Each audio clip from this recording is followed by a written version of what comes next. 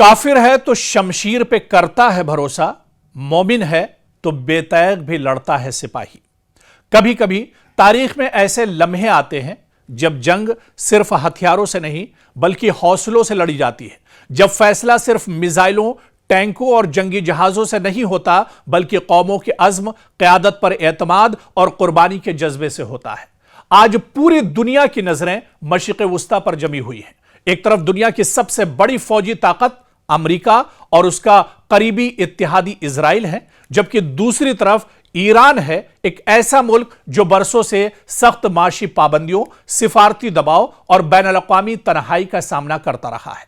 लेकिन इन तमाम मुश्किलात के बावजूद ईरान ने अपने दिफा और मज़ाहिमत की सलाहियत को बरकरार रखा है और यही चीज आज दुनिया भर में बहस का मौजू बनी हुई है। गुज़िश्ता चंद बरसों में ईरान पर बेशुमार पाबंदियां लगी, इसकी मईशत को दबाव में लाने की कोशिश की गई, तेल की बरामदात महदूद हुई, मालियाती निजाम को निशाना बनाया गया और इसे आलमी सतह पर अलग थलग करने की कोशिश की गई। लेकिन इसके बावजूद ईरान ने अपने दिफाई प्रोग्राम, मिसाइल टेक्नोलॉजी और ड्रोन सलाहियतों पर काम जारी रखा। ईरानी क़यादत मुसलसल यह मौक़िफ़ अख्तियार करती रही है कि वो बैरूनी दबाव के सामने झुकने के बजाय मज़ाहिमत का रास्ता अख्तियार करेगी। इसी सोच को ईरान में मज़ाहिमत की हिकमत अमली के नाम से पेश किया जाता है, जिसे हुकूमत और इसके हामी कौमी खुद मुख्तारी के तहफ़्फ़ुज़ से जोड़ते हैं। हालिया कशीदगी में ईरान ने मुतादिद ऐसे दावे किए हैं जिनमें अमरीकी ड्रोन्स को मार गिराने, इजरायली अहदाफ को निशाना बनाने और अपने फजाई दिफा की कामयाबियों का जिक्र किया गया है। दूसरी जानिब अमरीका और इजराइल ने भी ईरान के खिलाफ मुख्तलिफ फौजी कार्रवाइयां और हमलों की इत्तलात जारी की। जंगी हालात में दोनों फरीक अपनी अपनी कामयाबियों के दावे करते हैं, जिनमें से बाज की आजादाना तस्दीक फौरी तौर पर मुमकिन नहीं होती। ईरान के अंदर सरकारी बयानिया यह है कि अवाम अपनी क़यादत के साथ खड़े हैं और मुल्क के दिफा के लिए हर कुर्बानी देने को तैयार हैं। इसी जज्बे को ईरानी मीडिया और सरकारी बयानात में नुमाया तौर पर पेश किया जाता है। दूसरी तरफ नाक़िदीन यह भी कहते हैं कि ईरान के अंदर राय आम्मा मुतनव्वो है, यानी अलग अलग है और तमाम शहरी यकसा सियासी मौक़िफ़ नहीं रखते। इसलिए पूरे मुआशरे के बारे में कतई दावा करना दुरुस्त नहीं होगा।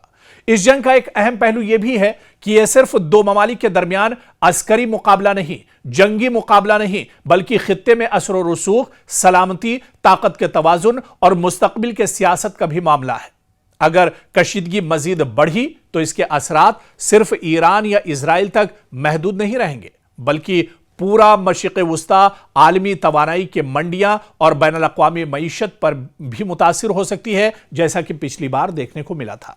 ईरान के हामी इसे एक ऐसी कौम के तौर पर पेश करते हैं जो दबाव के बावजूद पीछे हटने के लिए तैयार नहीं, जबकि इसके मुखालिफिन इसे खित्ते में कशीदगी बढ़ाने का जिम्मेदार करार देते हैं।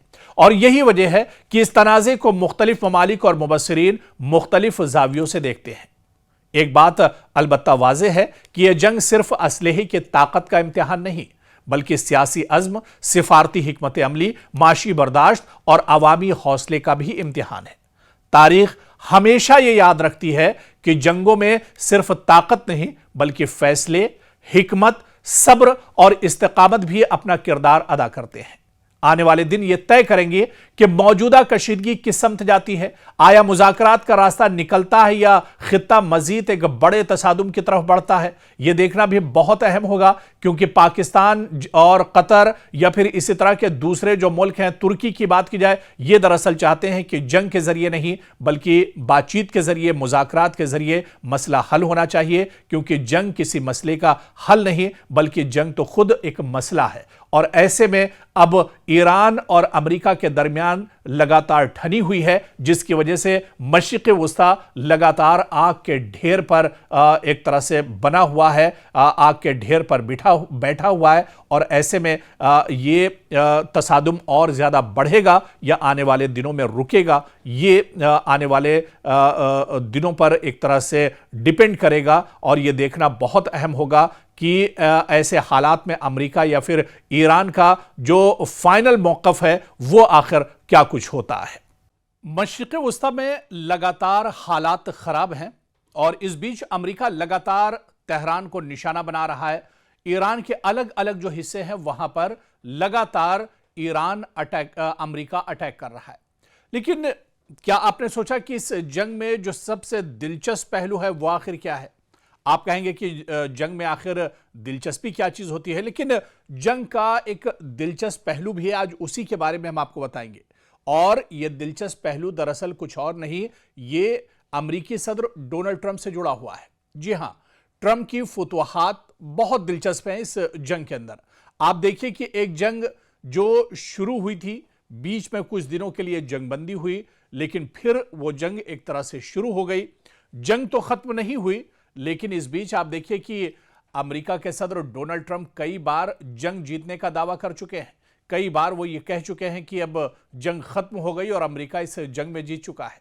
दरअसल इसी पहलू पर हम बात करेंगे, क्योंकि हर 2-4 दिन बाद एक नई प्रेस कॉन्फ्रेंस होती है डोनाल्ड ट्रंप की, जिसमें वो दावा करते हैं कि हम जीत गए हैं। फिर चंद घंटों बाद दोबारा हमले शुरू हो जाते हैं। फिर एक और ऐलान अमेरिकी सदर डोनाल्ड ट्रंप की तरफ से किया जाता है कि ईरान हार चुका है, ईरान की शिकस्त हो गई है।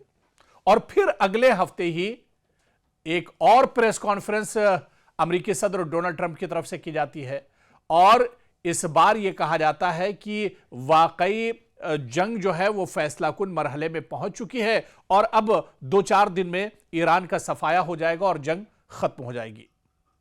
अब तो लोग मजाक में कह रहे हैं कि अगर हर बार जीत का ऐलान करना पड़े तो फिर शायद जंग अभी खत्म नहीं हुई है। जब हर बार डोनाल्ड ट्रंप हर 2-4 दिन के बाद डोनाल्ड ट्रंप प्रेस कॉन्फ्रेंस में कहते हैं कि वो जंग जीत चुके हैं, ईरान की शिकस्त हो चुकी है, तो फिर यह जंग आखिर खत्म कहां हुई? यह तो अब लोगों के दरमियान एक तरह से मजाक सा बन गया है। असल फतेह तो वो होती है जिसके बाद दोबारा यह साबित करने की जरूरत न पड़े कि हम जीत गए हैं, बल्कि दुनिया भी यह समझ जाए, दोबारा हमला करने की जरूरत भी ना पड़े, दोबारा से कोई टकराव भी ना हो, वार का पलटवार भी ना हो, तब तो यह कहा जा सकता है कि वाकई में हम जीत चुके हैं, हमारी फतेह हो गई है और सामने वाला जो मद्दे मुकाबिल यानी है उसकी शिकस्त हो गई है। लेकिन यूं लगता है जैसे एक ही जंग में फतेह का जश्न इतनी बार मनाया जा रहा है अमेरिका की तरफ से, डोनाल्ड ट्रंप की तरफ से, कि अब गिनती रखना भी मुश्किल हो गया है। सोशल मीडिया पर तबसरा कुछ यूं होता है कि अगर एक ही जंग 10 बार जीतनी पड़े तो शायद मसला जंग में नहीं, बल्कि यह फतेह का ऐलान भी एक तरह से नहीं माना जाएगा। बल्कि आप देखिए कि बार बार जिस तरह से डोनाल्ड ट्रंप प्रेस कॉन्फ्रेंस में आकर ऐलान कर रहे हैं, कहीं ना कहीं यह उनकी घबराहट है। डोनाल्ड ट्रंप, आपको याद होगा कि जब इजराइल और अमेरिका ने शुरू में ही हमला किया था ईरान पर, अचानक हमला हुआ था, मुश्तरका हमला था इजराइल और ईरान, अमेरिका का ईरान के ऊपर, तेहरान के ऊपर, और उसके फौरन बाद अमेरिकी सदर डोनाल्ड ट्रंप की प्रेस कॉन्फ्रेंस हुई थी और उन्होंने कहा था कि एटमी हथियार ईरान के पास हैं जो इजराइल के लिए बहुत बड़ा खतरा है, दुनिया के लिए बहुत बड़ा खतरा है, मशरिक़ वुस्ता के लिए बहुत बड़ा खतरा है। ऐसे में ईरान को अब दरअसल ईरान से बहुत कहा गया, उसके ऊपर दबाव बनाया गया, पाबंदियां लगाई गई, फिर भी वो एटमी हथियार बना रहा है। हालांकि इस बयान में भी डोनाल्ड ट्रंप झूठ बोल रहे थे, क्योंकि इससे पहले जब हमला हुआ था, इजराइल ने हमला किया था ईरान के ऊपर, उस वक्त भी डोनाल्ड ट्रंप ने यही कहा था। और डोनाल्ड ट्रंप ने इससे पहले जब हमला हुआ था उसमें कहा था कि अमेरिका ने अटैक किया है और अमेरिका के B-2 बम्बर ने दरअसल ईरान के अंदर जो एटमी हथियार हैं, जहां पर ये एटमी हथियार रखे जाते हैं, उस पूरे मकाम को, उस पूरे जगह को, उस पूरे इलाके को तबाह बर्बाद कर दिया और ईरान का जो एटमी हथियार का जखीरा है वो तबाह बर्बाद हो गया। फिर जंग हुई, फिर यही बहाना बनाया गया। तो दरअसल यह बहाना है, बल्कि बहाने से ज्यादा यह कहा जाए कि यह डोनाल्ड ट्रंप और अमेरिका का डर है जो निकलकर सामने आ रहा है, और यह डर अब दुनिया के सामने निकलकर सामने आ चुका है, खुलकर सामने आ चुका है। अब दुनिया दरअसल उसको एक मजाक की तरह से देख रही है कि डोनाल्ड ट्रंप दरअसल अब इतने ज्यादा नफसियाती तौर पर परेशान हैं, इतना इस जंग का बोझ उनके ऊपर है, इतना दबाव उनके ऊपर है कि जब भी प्रेस कॉन्फ्रेंस में आते हैं तो यह कहना नहीं भूलते हैं कि ईरान हार चुका है और अमेरिका जीत चुका है।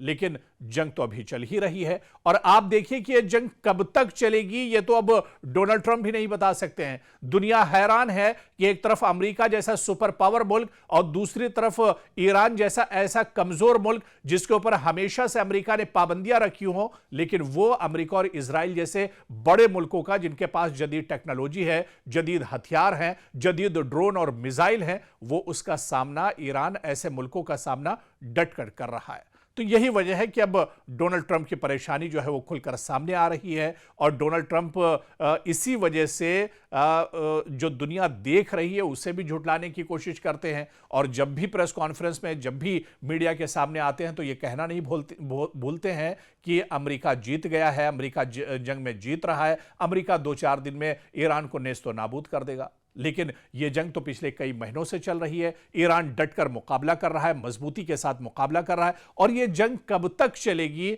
ना तो हम कह सकते हैं, ना आप कह सकते हैं, और ना ही इसका अंदाजा दुनिया के सुपर पावर यानी डोनाल्ड ट्रंप को इसका अंदाजा है कि यह जंग कब तक चलेगी।